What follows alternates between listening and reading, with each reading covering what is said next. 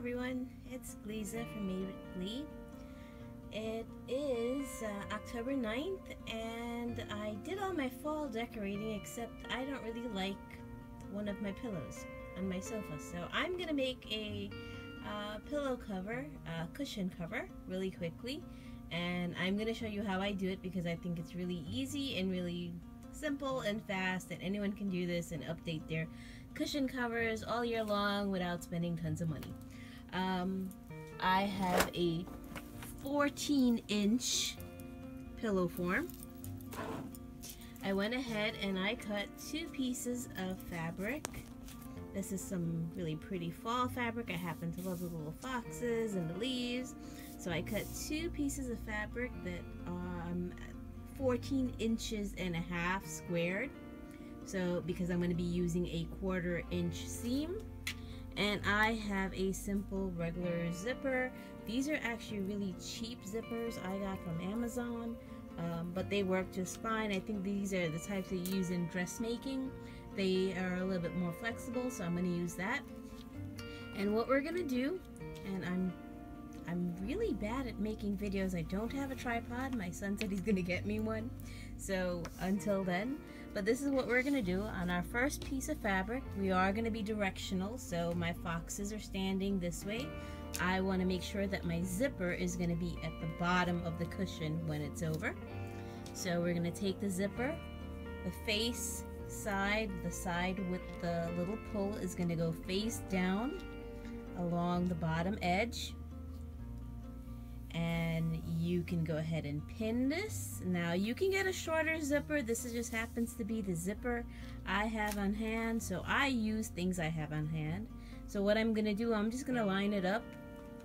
I'm gonna actually sew, it comes all the way to the edge, but remember we're gonna have a 1/4 inch seam.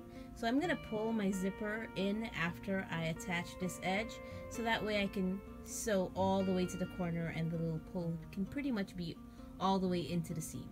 So I'm gonna go ahead and do that, and I'll be right back. Okay everyone, I'm back. I'm at my sewing machine, and what I do when I start is I start with the zipper down. So I'm able to sew a little bit down, and I have my needle in, and I'm gonna raise my, what is that called? My feet.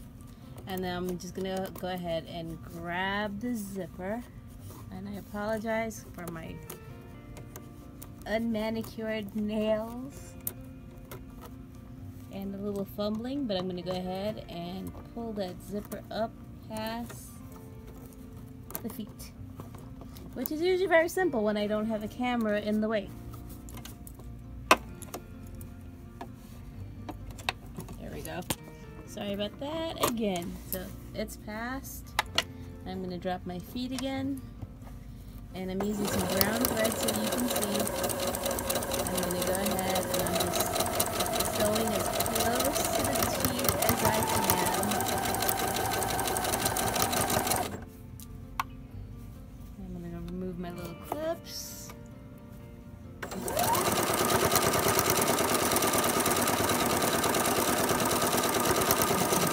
Sewing.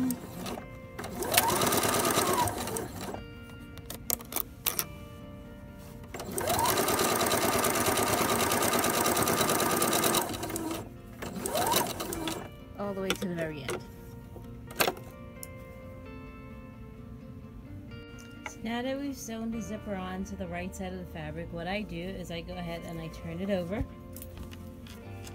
and I'm gonna finger press right here at my sewing machine. I don't like ironing, so I'm just gonna finger press the zipper down flat, and we're gonna go back to the sewing machine, and what we're gonna do is we're gonna top stitch fabric onto the zipper before we go on to the next piece.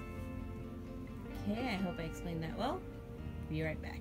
Now what I forgot to mention is if you want to hide your zipper within your seam, what you can do is just simply make a little fold over. Just push the fabric up against the zipper before you top stitch it, and that will kind of hide the zipper in the seam so it's not just sticking out.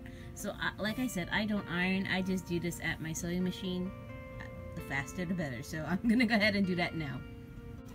It's a little hard to videotape this angle of how I'm sewing, but basically, again, I just want to show you that I'm pushing the fabric up against the edge. And I have not changed my feet. I'm still using the zipper foot. And I'm just kind of trying to cover the zipper without sewing onto the actual teeth of the zipper. Now I don't know if this is easier because I'm using these nylon zippers that are made for sewing, but it works out pretty well the way I do it this way. And again, this little thing, it's right here, but I'm at the edge. And then I'm just securing my threads, and that's it.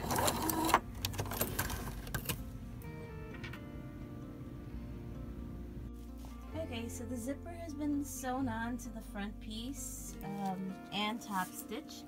And now we're just going to go ahead and lay it face down again on the other side of the other piece of the fabric. Make sure if you have directional fabric that your fabric is aligned the right way. Remember, we want the foxes standing up, so the zipper is at the bottom. So just make sure that is correct. And we're just going to match up all our sides. And again, we have the zipper face down onto the back piece of the pillow. I just put some clips. We're going to head over to the sewing machine and sew that together the same way we did the first part. So we're at the sewing machine. I have a sewing machine that does the automatic knot, which I'm just doing there right now. Secure my ends, and we're going to start removing the clips as we go along. And I'm sewing as close as I can to the teeth without going over. And I have not changed my zipper foot alignment or anything, I mean like left or right. So far I'm just using it one side as turning the fabric as I need to.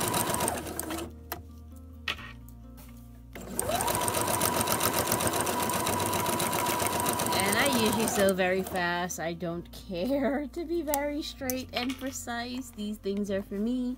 I just want to make them and have them and be done with it, so that's what I do. Now we're getting to the end where the zipper pull is, and like I said, the zipper is very flexible. The pull is small. It's easy to just hold it to the side and sew as close as possible. So I'm going to do that now, but normally what you would do is you would sink your needle in, lift your feet up, slide it past, but I'm going to show you with this zipper, and these are nylon dress style zippers, and you can find them very inexpensive on Amazon. I'm just showing you, look at that. Look how close I can go before it's even in the way. So again, I'm just going to drop my needle, lift my feet up, get in there, find the zipper, pull it past, make sure everything is aligned again.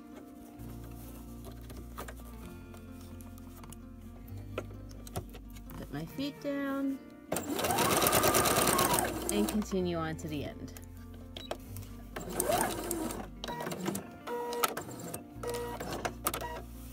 Okay, so we're gonna head over to the table and finger press again, and we'll be back for the next part, the top stitching of the zipper.